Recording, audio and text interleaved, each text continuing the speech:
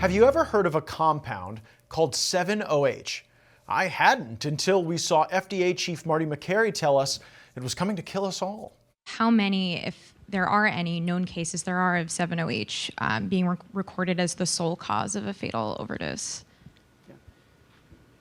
We have terrible statistics because if somebody comes in with 7-OH overdose, I'm not even sure a doctor would know to ask about 7-OH. Very few doctors I've spoken with know what's in these vape stores or know what 7-OH is. I've had to explain it to the dozen or so doctors I've talked to. So I think we're just starting to understand.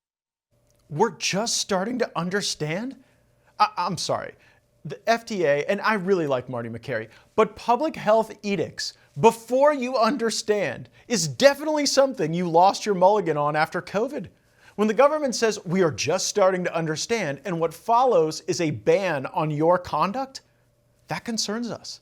The reporter's question in that press conference was a good one. The press conference was called to announce that the FDA was going to place 7-OH on the Schedule I drug list, indicating that it couldn't be provided to people who wanted to buy it. Maybe we don't have 50,000 deaths from 7-OH, but is there even one? We can't find a single case where 7-OH has killed even one person, absent some other substance being in the system, like fentanyl. By the way, if someone dies with fentanyl in their system, we try not to blame other causes of death because it serves our policy goals.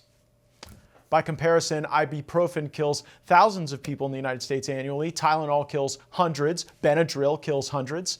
7-OH has over 1 billion doses distributed since it hit the shelves. Not one confirmed death. 7-OH has led to harm reduction for tens of thousands of Americans like these. I suffer from extreme PTSD and depression, and before taking 7-0, I was jobless, lifeless. I had no relationship with literally anybody. I was just existing, not living. And since taking 7-0, I've created my own business. I've gotten a new job and been promoted at that job. There's so many benefits. If it wasn't for kratom and for 7-OH, I would not be sitting here today with my beautiful family, working a full-time job, giving back to my community. Let's stop the ban. We make no claims about the efficacy of kratom or 7-OH, but it strikes us as news that something is getting so much attention from the FDA while people seem generally happy with the product. So why is an over-the-counter pill that hasn't killed anyone being called the next round of the plague by the FDA? After COVID, we're going to need actual receipts.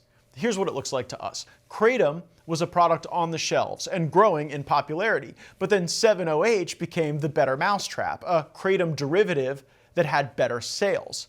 Why would the kratom industry itself support banning 7-OH? Simple. Money. If consumers prefer other options, guess what happens to the sprawling market for kilos of kratom leaf and watered-down extracts? It shrinks. You don't need to sell truckloads of leaf when a milligram of 7-OH leads to a customer experience that enhances customer choice of that product. In other words, the ban isn't about safety, it's about turf.